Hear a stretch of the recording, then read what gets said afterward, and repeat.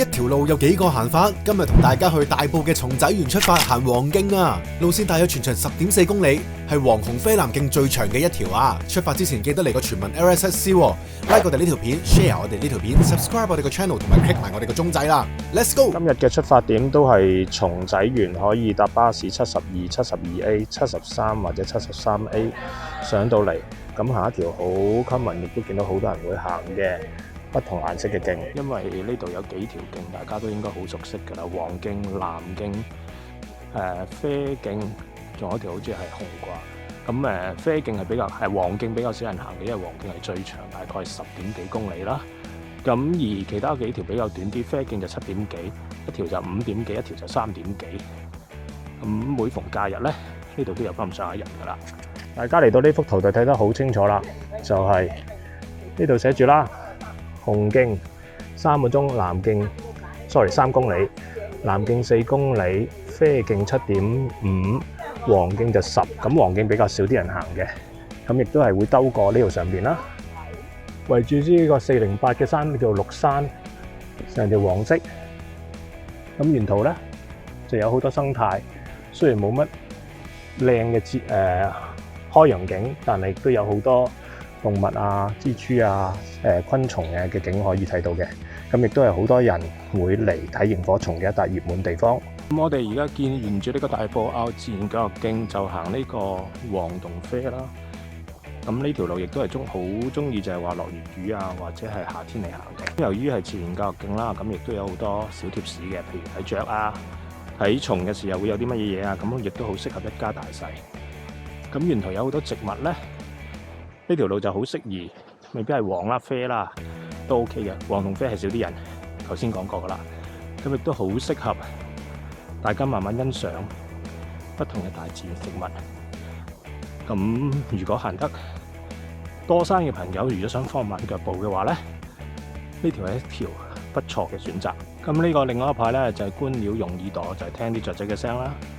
雖然呢度都聽到大埔道嗰啲咁嘅車聲，咁不過越入得深啲，個林越深嘅話咧，咁聽到雀仔聲嘅機會咧就越大。咁行咗幾十年山嘅話，喺呢啲時候咧就唔係要條路有幾多景觀啊、幾多怪石啊，又或者係要有幾靚嘅海景啊。有陣時咧最緊要就係少人。咁而今日係聖誕節啦，咁我相信大部分行山嘅人都係湧晒西貢啊、麥徑啊一啲熱門嘅地方。咁而呢個咁茂綠嘅松仔園嘅呢4色徑咧，咁就自己最中意就係同人哋諗嘅啱啱相反，於是就可以避開個人群。如果中意寧靜而享受大自然嘅朋友咧，咁只要就係避開啲熱門山徑，而家唔好去呢個楓樹林睇紅葉就得噶啦。尤其是去到呢啲位，頭先上完一段大斜路之後，相對平靜。咁其實講緊嘅涉及3個無痕山林嘅原則，一個就計劃路線啦，俾咗啲熱門路線啦；第二個就係考慮其他人一見到人，又或者禮讓或者細聲，盡量冇出聲；第三個就係 respect wildlife， 尊重野生動物。去到呢啲地方，如果大班人都好，盡量將個音量較細，咁你先至可以感受到、聽到大自然嘅聲音，包括雀仔又好、風吹又好、葉又好，甚至有啲竹林都好嘅聲。咁呢個感受就完全唔同。望下呢啲嘅石板路啦，咁喺村同村之間，我哋就係古道啦。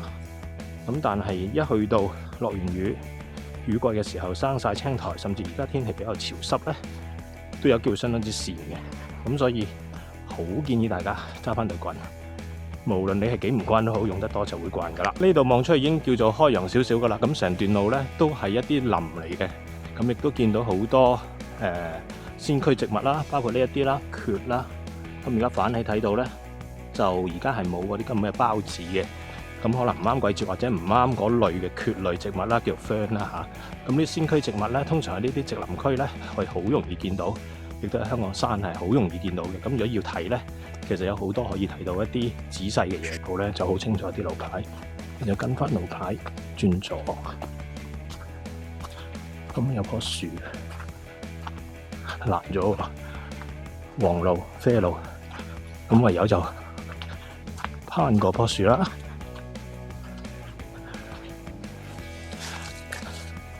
見到啦，大家上次嚟都未有嘅，1-2個月之前嘅啫。而家突然間冧咗棵樹，好多朋友可能覺得呢路比較悶，但係我自己咧就好欣賞早期，尤其是上山呢路咧練氣咧帶隊嘅時候咧，就學生行咗前邊，後邊同埋1-2個導師一路上車，一路練習唱快歌，咁就可以練到氣噶啦。咁當然而家冇當年咁好氣啦，咁但係亦都係而家就唔會做啦，因為就會騷擾到其他人嘅。咁大家望下上邊，一路係咁上，一路係咁上嘅。行呢啲路咧，有個感覺似當年行尼泊爾，1989年第一次去尼泊爾行山嘅時候，好潮濕啦，喺個林入邊啦，咁亦都有成地嘅吸血蟲。咁通常去呢啲位嘅時候咧，會出汗出得好犀利，咁所以大家預咗嘅體力支出係會比較多啲。同時間咧，水亦都要充足，唔好諗住。而家雖然係聖誕節12月25號。但係咧，天氣咧係滴晒汗，即係開始已經全身出汗，所以水分嘅流失係相當之多嘅。跟住行到呢度，見到個路牌黃路啡路，咁沿途咧其實有好多呢啲細嘅地圖，亦都指示你係點樣行。咁嗰啲行啡路咧就短啲，咁其實行過好多次啡路，包括雲啡路去呢個山尾啊、阿貝灣啊，同埋呢個草山啊，都會雲啡路啦。我哋而家轉過去。就行呢條黃路啦，就喺呢度一路咁上。個路口你見到好可惜嘅，保留原貌，周圍都係絲帶，一睇就知有條分岔路。呢條路上綠山噶啦。咁睇翻個地圖 app， 呢條路係相當之清楚嘅。咁如果唔識得睇 app 嘅，真係奉勸大家不厭其煩，講咗好多次啦。睇 app 啦，咁點解呢邊又要綁條尼龍草，嗰邊又綁條絲帶咧？咁係咪願意？周圍都係絲帶、尼龍草或者繩或者膠條或者甚至膠袋呢。咁呢個就係話等大家自行決定將唔將香港嘅大自然變成一個人為同埋周圍七彩嘅帶啦。個路口過咗之後呢，就有啲好靚嘅藻類植物，咁有白色啦、青色啦、好大堆嘅黃色啦。咁其實呢啲都係啦，我哋望啦，如果想感受嘅都係輕輕可以感覺一下佢嘅感覺，但係唔好大力撳落去啦，可以摸一摸同大自然接觸下個感覺啦。咁但係記住就係話，千祈唔好諗住攞啲翻去睇下點啊，又或者留為紀念啊，呢啲都係保留原貌一個好重要嘅因素。咁呢嚿石嘅圖案相當之靚嘅，可以攞嚟做攝影嘅題材噶啦。前邊呢度有一嚿石，咁如果中意同石影相啊，中意改名嘅朋友，有少少似啲海洋嗰啲蝴蝶魚啦，嚟緊個感覺就係話左邊個尖嘴啦。咁上面個身就好闊啦，咁或者其他朋友更好想像力，有啲話似隻豬又得唔得咧？就唔好咁尖嘴嘅，咁就係呢一個啦。咁望翻過去，其實有另一種寧靜嘅感覺，聽下啲雀仔聲。呢個位有啲樹藤啦，咁樹藤大家如果有印象睇過啲片都知噶啦。一條就係五連達啦，西貢上邊，咁另外就係話出去呢個牛屎湖嗰個未拍片嘅，咁有好多樹藤啦。咁另外仲有香港咧，有好多不同嘅位置。包括咗最近去嘅牛坳山啦，上面都有一小組樹藤嘅，希望大家好好珍惜，同埋越嚟越多地方睇到啲大自然嘅景。又見絲帶就知道又係一條路，不過又係嗰句睇 Apps 一睇就知係呢條分岔路啦，都唔使睇絲帶啦。咁呢頭先嗰條分岔路就係講緊係喺綠山落嚟嗰條路，咁再睇埋呢邊啦，再離譜啲嘅，綁個大膠袋。我嚟做路標。你行呢段路嘅最大好處咧，就唔需要諗路。咁有啲人整到呢度有張凳，幾得意，有張木嘅凳。咁上邊咧，有好似靈芝嘅菌類嘅嘢，啲人放喺度嘅。咁仲有粒波子唔應該屬於呢度。咁幅地圖咧都蒙晒啦。個位置就係 KK103822。喺早期嘅片已經講過，6位讀數，代表緊係100米乘100米嘅面積，所以係相當之大嘅。咁另外嗰個牌就寫住大埔公路經林道，2個半鐘頭，我哋繼續行黃路啦。咁所以沿途咧好放心，鋸咗估係漁護處之前打風鋸咗啦。咁如果細個嗰陣時成日講睇年輪啦，就會見到一個深色、一個淺色、一個深色。咁你逐格數咧，就會數到嘅就係話夏天嘅時候生長得茂盛啲，冬天嘅就冇咁茂盛，就係一格深一格淺就代表1年。咁如果數晒嘅話咧，就可以數到呢棵樹有幾老啦。前面又有個地圖啦，咁所以呢度咧就完全唔使睇路，睇住啲牌，睇住我哋而家去到邊度。啱啱咧就應該兜完個綠山啦，呢個就係個綠山啦，然後跟住兜翻轉頭一啲比較大啲嘅路，咁就係向呢個方向。咁又唔明啦，呢條路又係綁，到呢度開始有啲竹林啦，就係記得黃徑其中一個最特別嘅地方咧，就係比其他三色咧有唔同嘅，就係呢度有個竹林。咁而呢個竹林咧，我相信大家可以記得另外一條片，就係煙岩入邊會睇過呢啲咁嘅竹林隧道。咁呢個就係兩旁竹林，就唔係一個隧道啦。咁沿住一路都幾長嘅，一陣間應該仲有嘅。個就係另外一個竹林啦。咁雖然唔係到頂，咁有少啦，唔算大啦嚇。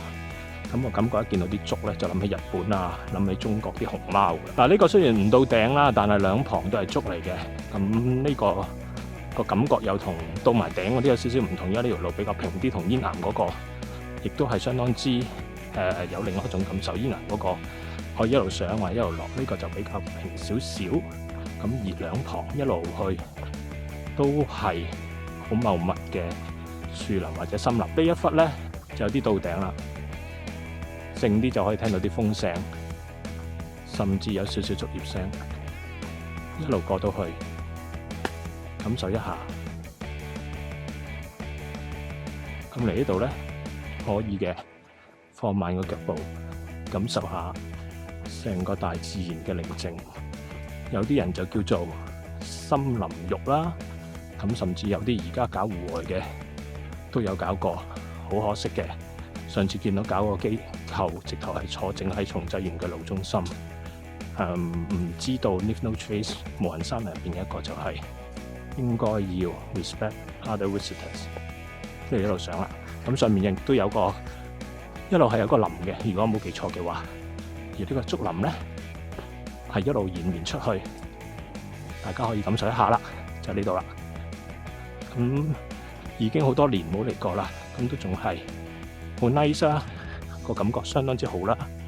因為呢條黃路係相當之少人，頭先經過遇到嘅唔過10個人，咁就攞到呢個寧靜。雖然今日嘅係假期，又有竹林隧道，又冇咩人行，慢慢影下相打下卡就啱晒啦。不過咁，有人行就唔好阻住人啦，因為山上邊係人人平等噶嘛，知冇？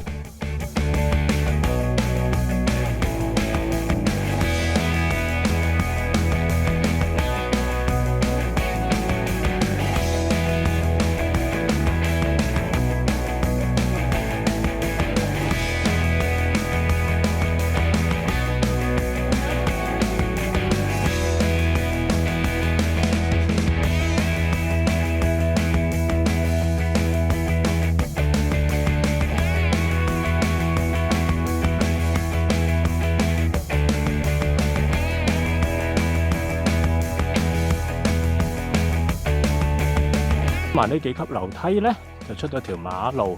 咁嗰條馬路就係受限制，淨係漁護署啲車嘅啫。咁頭先討論嗰個問題，呢度寫住黃路，係咪應該寫黃徑咧？因為路咧就係 pave 咗嘅。咁而家出邊呢啲就路啦。咁啊英文咧一條就係 pavement， 一條就係 trail 啦。咁呢條咧似乎就係呢度就係路，頭先嗰條係徑。出嚟之後，跟住嗰個牌寫住黃路，即係等於前邊轉翻入啡路啦。咁啊，啡徑、啡路、黃路、黃徑亦都好啦嚇。咁呢個出過嚟好多次，就原因就係因為經山尾落翻去黃竹洋村，咁所以呢條係行過相當之多次噶啦。前面呢一堆霜蕨咧，好大幅，相當之靚，大家睇一睇。咁記住係睇咯，唔好執，唔好摘，或者你可以掂下，輕輕感受一下。都 OK 嘅，又有埋啲水流水聲，就更加一個寧靜嘅感覺啦。山上面有好多越鮮豔越近路邊呢度，如仲存在嘅話咧，咁即係話俾你聽一定唔食得啦。如果唔係一早啲動物野豬啊、馬騮啊，全部都食咗噶啦。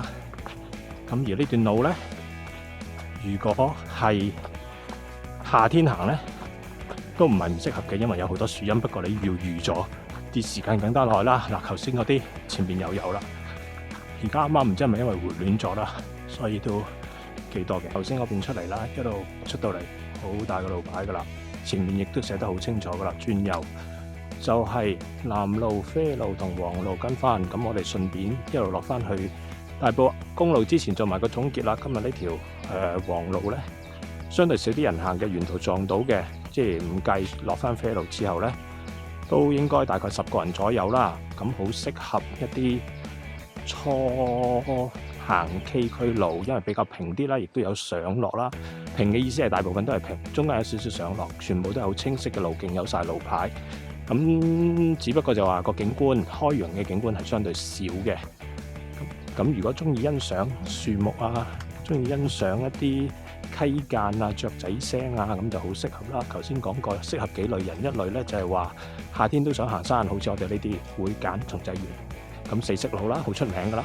咁另外就係話，當係想唔怕曬，即係想怕曬嗰啲朋友，咁就行呢條路啦，因為全部都係樹蔭咁滯，最少可以俾太陽曬到嘅。咁除咗後邊啲公路比較開揚少少之外，咁沿途都係啦，有好多教材可以同小朋友講啊，植物又好，動物又好啊。咁當然就係話，大家記住，都仲見到好多膠樽啊、垃圾啊、絲帶啊呢啲。咁希望繼續推廣呢個無痕山林，繼續分享支持同埋訂閱呢個頻道，多謝大家。難度值2粒星嘅松仔園黃徑，你哋又想唔想去先？如果你哋要出發嘅話，記得要留意我哋個小錦囊啊！第一，雷暴警告，3號風球或以上就唔應該上山啦。第二，要留意天氣嘅。第三，應該要根據你嘅能力而作出合適嘅路線選擇噶。第四，應該要有同伴隨行嘅。第五，應該要有合適嘅行山裝備噶。第六，好重要噶，一定要帶足夠嘅食水啊！第七，冇留低垃圾同埋任何人為嘅標記，係包括絲帶嘅。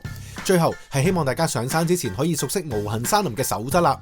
如果中意呢條片，又或者仲想跟住我哋走上不同嘅山頭嘅話呢，記得要幫手 click 下你而家見到個 logo 掣啦，因為你哋嘅每一個舉動同埋支持都係我哋最好嘅動力啊！下個山頭見咯喎。